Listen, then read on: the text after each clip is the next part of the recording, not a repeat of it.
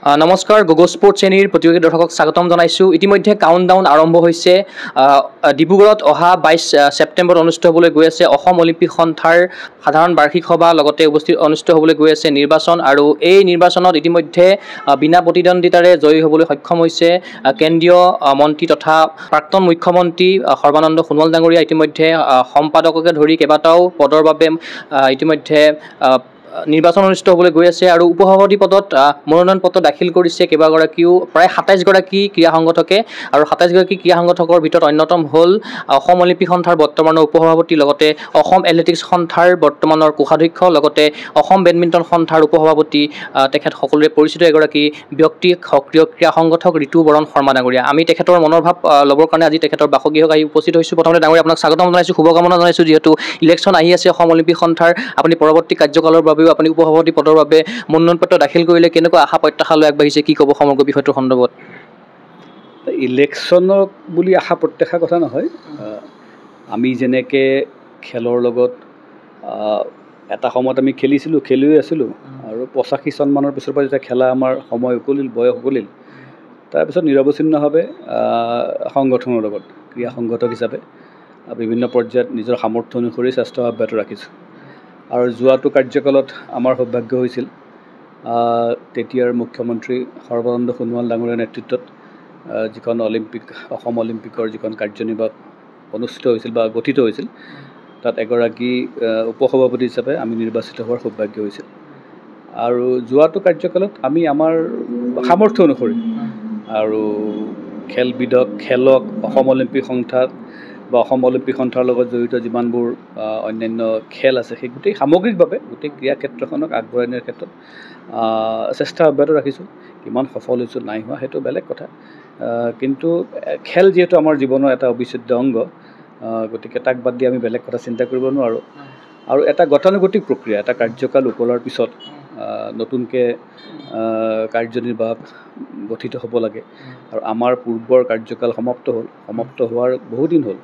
আমি এক্সটেনশ্যনো ল'লোঁ দুবাৰকৈ, কিন্তু নিৰ্দিষ্ট সময়সীমাৰ ভিতৰত যিহেতু আমি ইলেকশ্যন পাতিবই লাগিব। আৰু এটা ভাল খবৰ যে এইবাৰ প্ৰাক্তন মুখ্যমন্ত্ৰী, অসম অলিম্পিক সন্থাৰ তেতিয়াৰ সভাপতি আৰু বৰ্তমানৰ কেন্দ্ৰীয় মন্ত্ৰী সৰ্বানন্দ সোণোৱাল ডাঙৰীয়া পুনৰবাৰ অসম অলিম্পিক সন্থাৰ সভাপতি হিচাপে বিনা প্ৰতিদ্বন্দ্বিতাৰে তেখেত নিৰ্বাচিত হৈছে। তেখেতক এই সুযোগতে মই আন্তৰিক ধন্যবাদ জ্ঞাপন কৰিছোঁ, শুভেচ্ছা জ্ঞাপন কৰিছোঁ। আৰু প্ৰায় 40টা বছৰৰ মূৰত অসম অলিম্পিক সন্থাৰ নিৰ্বাচন হ'বলৈ গৈ আছে, এটা নতুনত্ব আহিছে অসম অলিম্পিক সন্থাত। কি ভাবে আপুনি এগৰাকী ক্ৰীড়া সংগঠক হিচাপে? প্ৰায়বিলাক পদতে প্ৰতিদ্বন্দ্বিতা হ'বলৈ গৈ আছে এবাৰ। মানে বস্তুটো এনেকুৱা, প্ৰতিদ্বন্দ্বিতা হোৱাটো বা এই ব্যৱস্থাটো এটা আমাৰ সাংবিধানিক ব্যৱস্থা, যিহেতু এটা গণতান্ত্ৰিক প্ৰক্ৰিয়াৰে নিৰ্বাচিত হ'ব লাগে, সেইটো এটা আমাৰ ব্যৱস্থা অলিম্পিক চাৰ্টাৰত আছে। কিন্তু পূৰ্বতে যেতিয়া সেই ধৰণৰ সন্দিক্ষণ আহিছিল, তেতিয়া বুজাপৰাত সমিতিসমূহ গঠন হৈছিল, যদিও ইলেকশ্যন প্ৰক্ৰিয়াটো আমি মানিব লাগিব, মানাটো আমাৰ বাবে মানে মেণ্ডেটৰী। আৰু এইবাৰো তাৰ ব্যতিক্ৰম নহয়, যিহেতু গোটেই ইলেকশ্যন প্ৰক্ৰিয়াটো অলিম্পিক সন্থাই পৰিচালনা নকৰে, ইণ্ডিপেণ্ডেণ্ট এটা বডি থাকে, তাত আমি এগৰাকী জ্যেষ্ঠ অধিবক্তাক দায়িত্ব দিয়া হয়। সেই টীমটোৱে as a election observer, as an election team হিচাপে তেওঁলোকে কাম কৰে। তেওঁলোকৰ তত্বাৱধানতে ইলেক্টৰেল কলেজ, তাৰ পৰৱৰ্তী সময়ত নমিনেশ্যনৰ গোটেই ব্যৱস্থাটো, এই গোটেইবিলাক সামৰি যেতিয়া শেষ পৰ্যায়ত উইথড্ৰলৰ সময়সীমা পাৰ হ'ল, তাৰপিছত যিকেইজন থাকি গ'ল তেখেতসকলক ভেলিড নমিনেটেড সম্ভাৱ্য প্ৰাৰ্থী হিচাপে তেখেতসকলে ঘোষণা কৰিছে। পূৰ্বৰ বাৰৰ নিচিনাকৈ এইবাৰো চেষ্টা চলিছিল যে বুজাপৰাত যদি তেনেকৈ হ'ব পাৰে ভাল কথা, কিন্তু শেষ মুহূৰ্তত যিহেতু উইথড্ৰলৰ সময়সীমাৰ ভিতৰত উইথড্ৰল নহ'ল সকলো, আৰু দুটামান বিভাগত হ'ল, যেনেকৈ আমাৰ এইবাৰৰ পৰা আমাৰ ছিনিয়ৰ ভাইচ প্ৰেছিডেণ্টৰ 2টা পদ থাকিব। তাত যিকেইজনে নমিনেশ্যন দিছিল তেখেতসকলে উইথড্ৰ কৰাৰ কাৰণে সেইটো উজ্জ্বল হৈ থাকিল, মানে সেইটো খালী হৈ থাকিল। সেইটো পৰৱৰ্তী সময়ত তাত 2গৰাকীয়ে স্থান পাব। আৰু বাকী যিকেইটা আছে, আমাৰ সাধাৰণ সম্পাদক, কোষাধ্যক্ষ, উপসভাপতি, জইণ্ট ছেক্ৰেটাৰী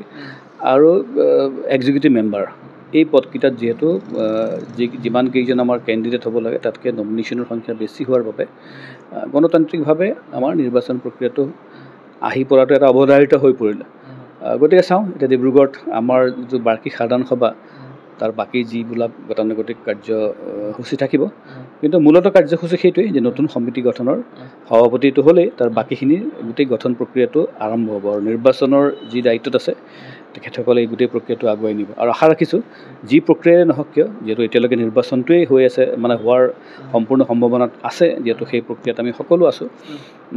যিয়েই নহওক নিৰ্বাচন হওক বা পৰৱৰ্তী সময়ত অন্য কিবা ব্যৱস্থাপনাৰো যদি সমিতিখন গঠন হয় এটাই আশা কৰিম যে ক্ৰীড়াক ভাল পোৱা ক্ৰীড়াৰ লগত জড়িত অসমৰ চুকে কোণে আমাৰ যিমানসকল ক্ৰীড়া সংগত খেলুৱৈ বহুকেইজন আমোলাও এবাৰ দিছে আমাৰ ৰাজনীতিবিদো কেইবাগৰাকীও আছে গতিকে তাৰ ভিতৰত যাতে যোগ্যজনে স্থান পায় আৰু সকলোৰে উদ্দেশ্য এটাই সামগ্ৰিকভাৱে অসমৰ ক্ৰীড়া ক্ষেত্ৰখনক আগবঢ়াই নিব লাগে গতিকে আশা ৰাখিম খুব ভাল শক্তিশালী এখন সমিতি গঠন হ'ব বুলি আপুনি যিটো পদৰ বাবে উপসভাপতি পদৰ বাবে মনোনয়ন পত্ৰ দাখিল কৰিছে তাত কেইবাগৰাকীও ৰাজনীতিক ব্যক্তি আছে ইতিমধ্যে আপুনি উল্লেখ কৰিছে তাৰ ভিতৰত অন্যতম হ'ল ৰূপজ্যোতি কুৰ্মী ডাঙৰীয়া আছে লগতে শিলাদিত্য দেৱ ডাঙৰীয়া আছে লগতে আছে সুবোধ মল্ল বৰুৱা তেখেতো এগৰাকী ক্ৰীড়া সাংবাদিক লগতে আৰু কেইবাগৰাকীও ব্যক্তি আছে সুশান্ত বিশ্ব শৰ্মা আছে তৰংগ গগৈ আছে তুলিৰাম ৰংহা আছে আৰু ৰাজীৱ প্ৰকাশ বৰুৱাৰ দৰে সক্ৰিয় ক্ৰীড়া সংগঠকো আছে গতিকে ২৭ গৰাকীকৈ ব্যক্তি আছে এই পদৰ বাবে মনোনয়ন পত্ৰ দাখিল কৰাৰ ভিতৰত আৰু তাৰ ভিতৰত 10 জনক নিৰ্বাচিত কৰা হ'ব মানে সামাজিক জীৱনত বিভিন্ন ক্ষেত্ৰখনক মানে প্ৰতিনিধিত্ব কৰা বা নেতৃত্ব দিয়া সকলো স্তৰৰ ব্যক্তিয়েই মনোনয়ন পত্ৰ দিছে বা তেখেতসকল ইতিমধ্যে মনোনয়ন দিছে বেলেগ কথা কিন্তু তেখেতসকল ইতিমধ্যে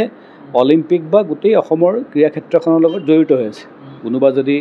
জিলা ক্ৰীড়া সন্থাৰ সভাপতি কোনোবা হয়তো ফেডাৰেশ্যনৰ অসমৰ যিকেইটা ফেডাৰেশ্যন আছে ফেডাৰেশ্যনৰ দায়িত্বপ্ৰাপ্ত তেখেতসকল কাৰ্যকৰ্তা কোনোবা ইতিমধ্যে অলিম্পিকত আছেই আৰু এনে বহু মন্ত্ৰী বিধায়কসকল বেছিভাগেই আমাৰ নিৰ্বাচিত হৈ আহিছে তেওঁলোক জিলা ক্ৰীড়া সন্থাৰ পৰা আৰু ৰাজনীতিবিদ বুলি ক'লে এটা ধাৰণা থাকে যে তেওঁলোকনো ক্ৰীড়াক কিয় ৰাজনীতিৰ লগত জড়িত কৰিব লাগে এনেকুৱা ধৰণৰ বহু ক্ষেত্ৰত সমালোচনা হোৱাও দেখা যায় কিন্তু মোৰ বোধেৰে তেনেকুৱা নহয় যিকোনো এজন ব্যক্তিয়ে যাৰ এটা ক্ৰীড়াসুলভ মন আছে যি সক্ষম যি খেল বুজি পায় সংগঠন কেনেকৈ কৰিব লাগে বুজি পায় আৰু ক্ৰীড়া ক্ষেত্ৰখনক আগুৱাই নিয়াৰ ক্ষেত্ৰত তেওঁ কিছু দিয়াৰ যদি তেওঁ চিন্তা কৰে ইয়াত দিয়া মানে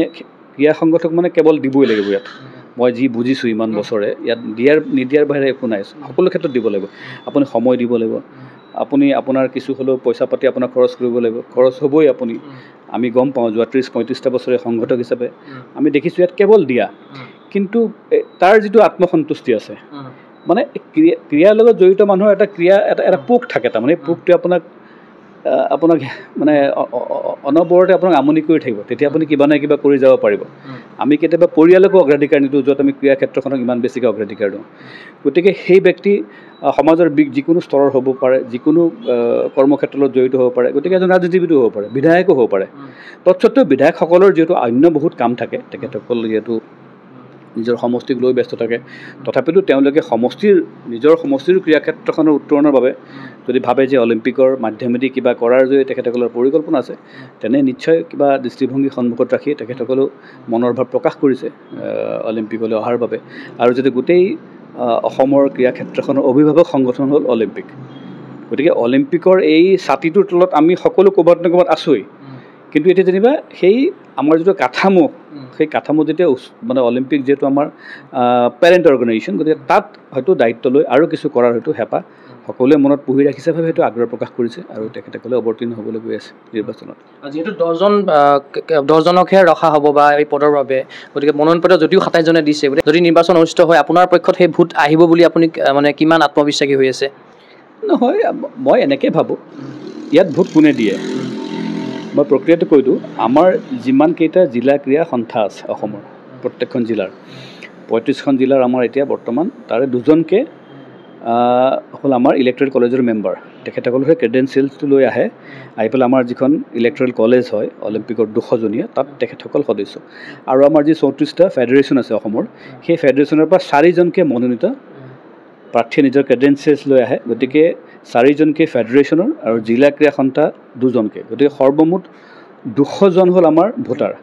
এই 200জনে এই যিটো আমাৰ মানে নিৰ্বাচিত হ'বলগীয়া যিবোৰ পদ সেই পদবীত যিসকলে মনোনয়ন পত্ৰ দিছে বা যিসকল প্ৰাৰ্থী তেখেতসকলক মনোনীত কৰিব যেহেতু গোটেই মানুহখিনি ক'ৰবাত না ক'ৰবাত খেলৰ লগত জড়িত ব্যক্তি গতিকে ইয়াত ৰাজনীতিৰ কথাটো নাহে ইয়াত বিভিন্ন ৰাজনীতি দলৰ ব্যক্তি আছে আমি শাসকীয় দলৰ গতিকে এনেকুৱা নহয় যে আৰু এই ইলেকশ্যনটো এনেকুৱা ইয়াত কোনো হুইপ নাথাকে শাসকীয় এইটো ৰাজনীতিৰ ঊৰ্ধত খেল সদায় ৰাজনীতিৰ ঊৰ্ধত থকাটো উচিত গতিকে সকলো ক্ষেত্ৰৰ ব্যক্তি যেতিয়া ইয়াত আছে তেখেতসকলে নিশ্চিতভাৱে যেতিয়া ভোটটো দিব তেখেতসকলে কি চিন্তা কৰে মই যেতিয়া ভোটটো দিবলৈ যাম মই কি চিন্তা কৰিম মই যেতিয়া কাক ভোট দিম বুলি ক'লে মই কেনেকৈ চিন্তা কৰিম যদি মই নিজকে সোধোঁ তো মোৰ দৃষ্টিত থাকিব যে আমি কোন কেইজন মানুহ আছে তো তেখেতসকলক আমি প্ৰায় সকলোকে চিনি পাওঁ কম বেছি পৰিমাণে প্ৰথম কথা তেখেতসকলে ইতিমধ্যে ক্ৰীড়া সংগঠনৰ লগত বা ক্ৰীড়া ক্ষেত্ৰৰ লগত কেনেকৈ জড়িত আছে তেখেতসকলৰ অৰিহণা কি কেৱল খেলুৱৈ হিচাপে অৰিহণা থাকিব তেনেকুৱা নহয় কিন্তু খেলুৱৈ হিচাপে থকা অৰিহণাটোক আমি অগ্ৰাহ্য কৰিব নোৱাৰোঁ এজন ৰাষ্ট্ৰীয় পৰ্যায়ৰ বা আন্তঃৰাষ্ট্ৰীয় পৰ্যায়ৰ খেলুৱৈ তেখেতৰ যিটো অৰিহণা খেলৰ প্ৰতি স্বাভাৱিকতে তেখেতে সংগঠক হিচাপেও কাইলৈ ভাল কাম কৰাৰ তেখেতৰ অৱকাশ বেছিকৈ থাকিব কাৰণ তেখেতে নিজে খেলিছে তেখেতে খেলবিধ খেলাৰ কাৰণে তেওঁ তাৰ সকলো ভাল বেয়া গোটেইখিনি তেখেতে বুজি পায় গতিকে একটো খেলুৱৈ হিচাপে তেখেতৰ কিমান কি অৰিহণা আছে দ্বিতীয়টো হ'ল তেওঁ যি জেগাত আছে সেই জেগাত তেওঁ কি কণ্ট্ৰিবিউশ্যন কৰিছে আজি জিলা ক্ৰীড়া সন্থাৰ পৰা যিকেইজন আহিছে তেখেতসকলৰ জিলাত নিশ্চিতভাৱে সকলোৱে নিজৰ পৰিমাণে নিজৰ সমৰ্থ অনুসৰি কাম কৰিছে গতিকে আমি এই যোৱা 4টা বছৰত বা তাৰ আগে পিছে আমি যিসকল ব্যক্তিৰ অৰিহণা খেলৰ বা আমি নিজে ভাবোঁ যে এইজন ব্যক্তি যদি অলিম্পিকত যদি এই দায়িত্বত থাকে তেওঁ নিশ্চিতভাৱে মোৰ কি লাভ হয় সেইটো কথা নহয় সামগ্ৰিকভাৱে তেখেতৰ হয়তো অলিম্পিকৰ প্ৰয়োজন আছে তেখেতৰ কণ্ট্ৰিবিউশ্যনে অলিম্পিকৰ এই গোটেই ধাৰাটোক হয়তো আৰু ত্বৰান্বিত কৰিব আৰু আগুৱাই নিয়াত সহায় কৰিব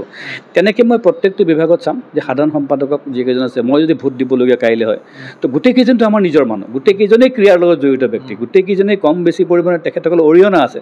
কাৰো অৰিহণাক আমি নচ্ছাত কৰিব নোৱাৰোঁ কোনোবাই বেছিকৈ সময় দিছে কোনোবাই কিন্তু যিসকলে কমকৈ দিলেও তেখেতৰ অৰিহণাটো আপুনি নচ্ছাত কৰিব নোৱাৰে সকলোৰে এই অলপ অৰিহণাৰ দ্বাৰাহে আমাৰ এই গোটেই ব্যৱস্থাটো মানে বৰ্তি আছে গতিকে তেনেকৈ মই চাই পেলাই তাৰ ভিতৰত এতিয়া যেনেকৈ মানুহে দুজন বেয়া মানুহৰ ভিতৰত চিলেকশ্যন কৰিলে আমি কম বেয়াজনক চিলেকশ্যন কৰিম হয়নে দুইজনে ভাল গতিকে কাক মই চিলেকশ্যন কৰিম বুলি কোৱাৰ লগে লগে এই সৰু সৰু কথাবিলাক আহিব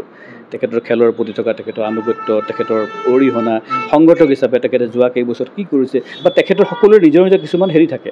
আমি বহু মানুহক কেতিয়াবা এলাগে বুলি ভাবিলেও তেখেতক আমি ভাবোঁ যে তেওঁনো কি কণ্ট্ৰিবিউট কৰিব কিন্তু তেখেতে যিটো কণ্ট্ৰিবিউট কৰিব সেইটোৱেতো মই বা বেলেগ এজনে কৰিব নোৱাৰিব পাৰোঁ গতিকে সেই তেনেকুৱা মানুহৰ প্ৰয়োজন আছে আজি ক্ৰীড়া সাংবাদিক মানে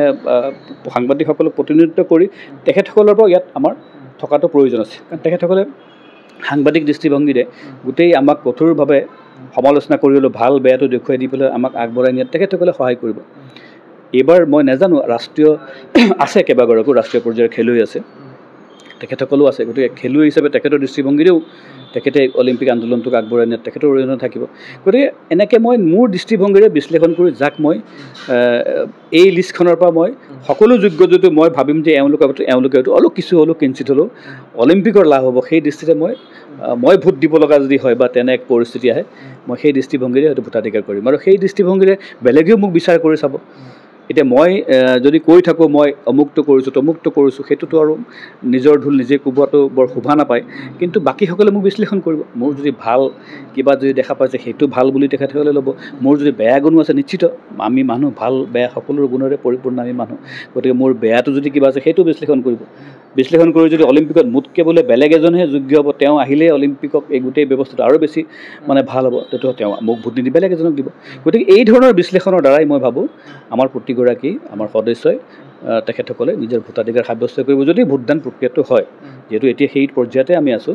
গতিকে তাত এতিয়া কাকো ক'তো বেয়া পোৱাপুৰি কথা নহয় কাৰণ প্ৰত্যেকৰে অৰিহণাৰ প্ৰয়োজন আছে প্ৰত্যেকে এই যে 26-27জন যি আছোঁ আমি 10জন নিৰ্বাচিত আহিব বাকী 16জনৰ যি অৰিহণা এনেকুৱা নহয় তেখেতসকলেও কোনোবা নহয় কোনোবা ফেডাৰেশ্যনৰ দায়িত্বপ্ৰাপ্ত ব্যক্তি জিলা ক্ৰীড়া সন্থাৰ সভাপতি সম্পাদক বা অন্যান্য গুৰুত্বপূৰ্ণ পদবীত আছে তেখেতসকলে অৰিহণা যোগাই আহিছে হয়তো ইয়াত হয়তো এই 10জনৰ আওতাত হয়তো তেওঁলোক আহিবলৈ সক্ষম নহ'ব কিন্তু সকলোকে লগত লৈ পেলাই সভাপতি সৰ্বানন্দ সোণোৱাল আৰু বিশেষকৈ আমাৰ বৰ্তমানৰ মুখ্যমন্ত্ৰী ডক্টৰ হিমন্ত বিশ্ব শৰ্মা ডাঙৰীয়াই খেলক যি ধৰণৰ অগ্ৰাধিকাৰ দিছে খেলক আগবঢ়াই নিয়াৰ ক্ষেত্ৰত খেলুৱৈক আগবঢ়াই নিয়াৰ ক্ষেত্ৰত আমাৰ স্পৰ্টছ পলিচিত যি ধৰণে ৰাষ্ট্ৰীয় আন্তঃৰাষ্ট্ৰীয় পৰ্যায়ত খেলাৰ লগে লগে চাকৰি অন্যান্য সংস্থাপনৰ যিটো ব্যৱস্থা দিছে এই গোটেইবিলাক কথা খেলুৱৈসকলৰ সুবিধা তেখেতসকলক ট্ৰেইনিঙেই হওক বা তেখেতসকলক বাহিৰত নিয়া খোৱা বোৱা সকলো ফালৰ পৰা গতিকে এই গোটেইবিলাকতো সংগঠক হিচাপে আৰু আমব্ৰেলা অৰ্গেনাইজেশ্যন হিচাপে পেৰেণ্ট অৰ্গেনাইজেশ্যন হিচাপে অলিম্পিকৰ এটা গুৰুত্বপূৰ্ণ ভূমিকা থাকিব গতিকে এই গোটেইবিলাক কথা বিশ্লেষণ কৰি গোটেইকেইজন মেচিয়ৰ্ড গোটেইকেইজন সক্ষম আমাৰ যিকেইজন নমিনেশ্যনত বা গোটেই ব্যৱস্থাটো আমি আছোঁ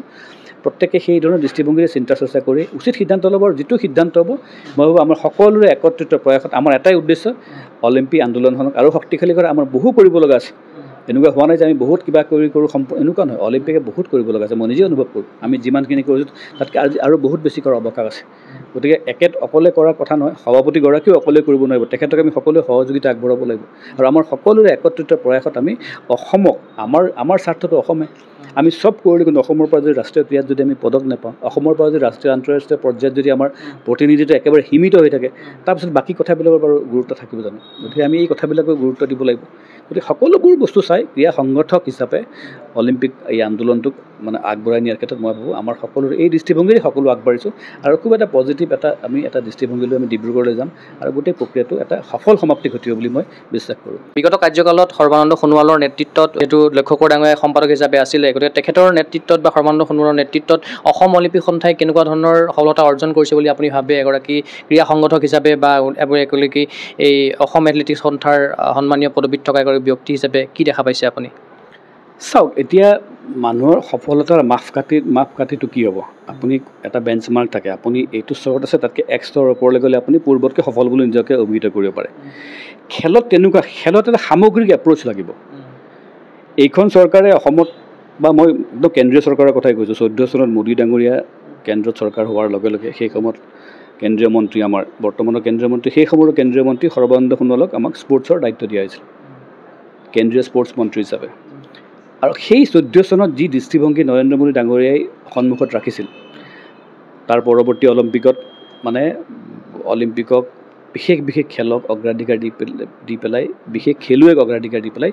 যি ধৰণে প্ৰস্তুতি প্ৰক্ৰিয়া আৰম্ভ কৰা গৈছিল, যিটো আমি জানো মিছন অলিম্পিক পডিয়াম তেনেকুৱা কিবা নামাকৰণ কৰি পেলাই, আৰু তাৰ ফলশ্ৰুতিত আমি যি ধৰণেৰে এটা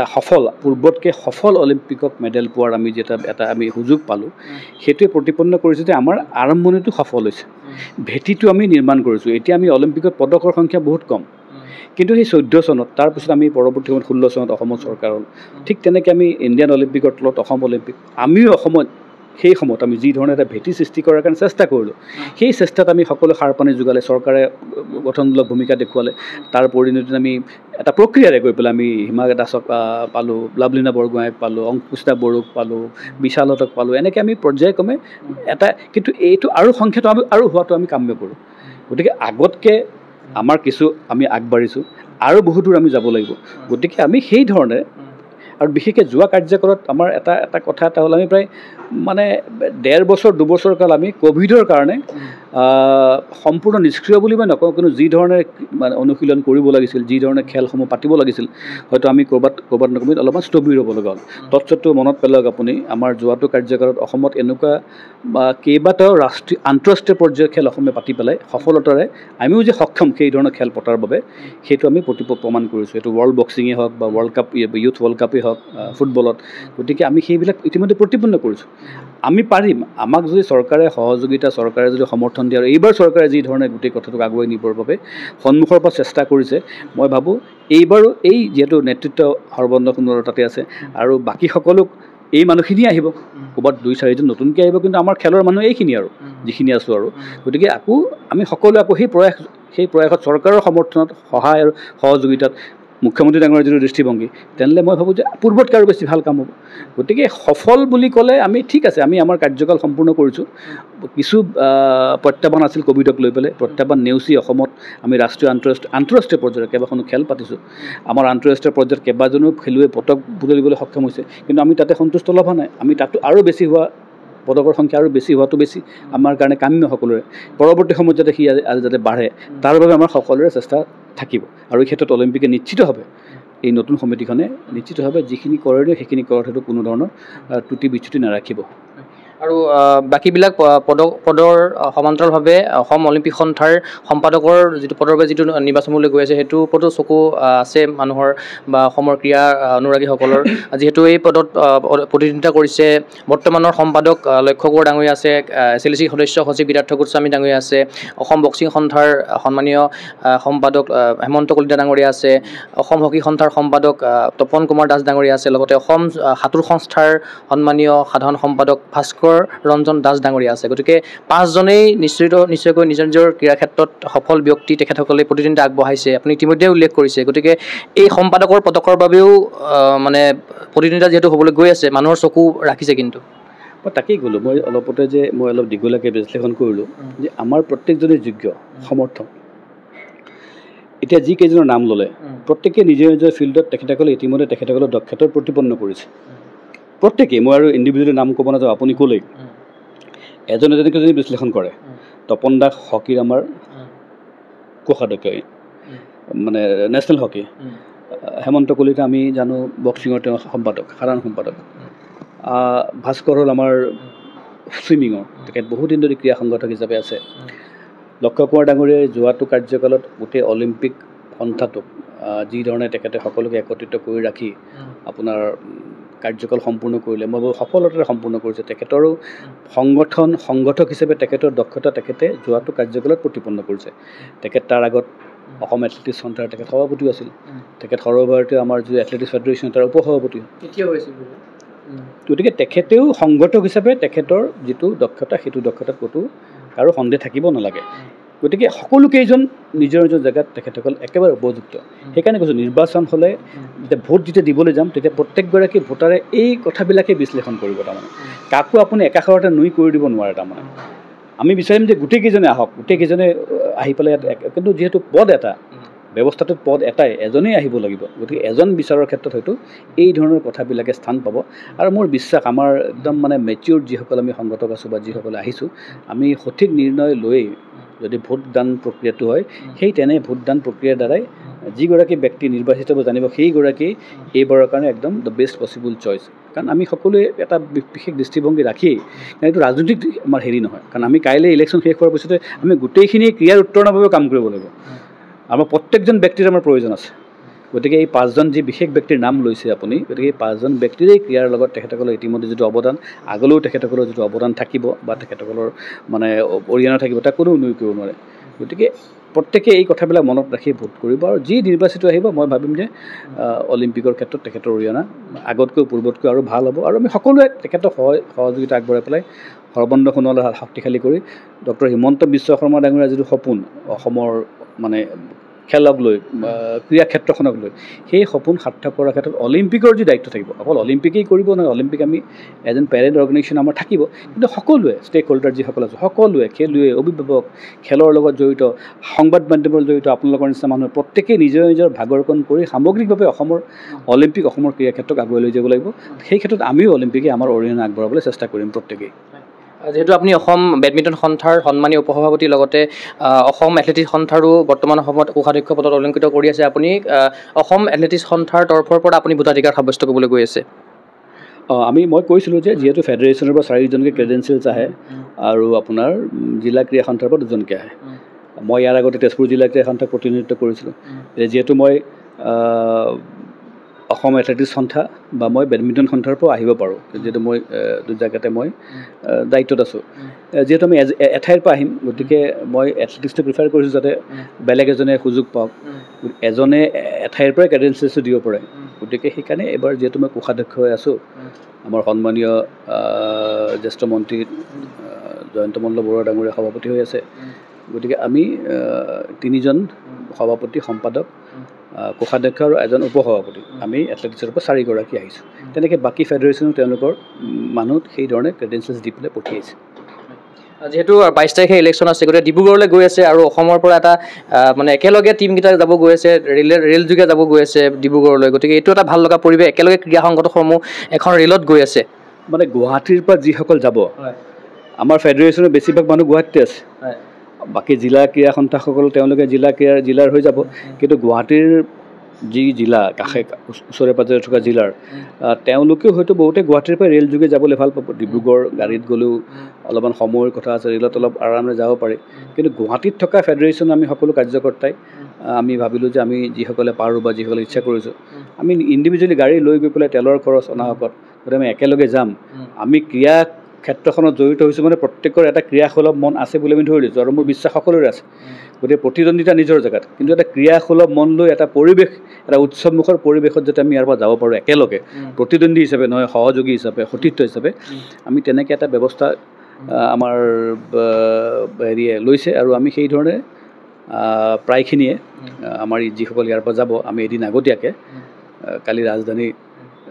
7:40 যিটো যায় ডিব্ৰুগড় ৰাজধানী আমি তাত আমি সকলো ইয়াৰ পৰা যাব এনেকুৱা সুবিধা বাৰে বাৰে নাহে হয়তো নাহে সেইটো এটা হয় আমাৰ তাত আলোচনা হ'ব ৰেলত যেতিয়া আমি একেলগে থাকিম আৰু 21 তাৰিখে আমি সময়টো পাম 21 তাৰিখে অন্যান্য আলোচনাও থাকিব গতিকে এটা খেলৰ কথাটো আপুনি জানে ইয়াততো আৰু তেনেকুৱা ধৰণৰ কথা একো নাহে কিন্তু খুব ভাল পৰিৱেশত গোটেই